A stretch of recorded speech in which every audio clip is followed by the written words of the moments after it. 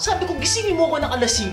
May meeting ako ng 7 o'clock, 9 o'clock na. Paano na lang? Oh, patay na ako sa boss ko. Pag nilagay sa trabaho, paano kakainin mo? Wala tayong kakainin. Matatanggal ako sa trabaho. Daddy! Ano yun?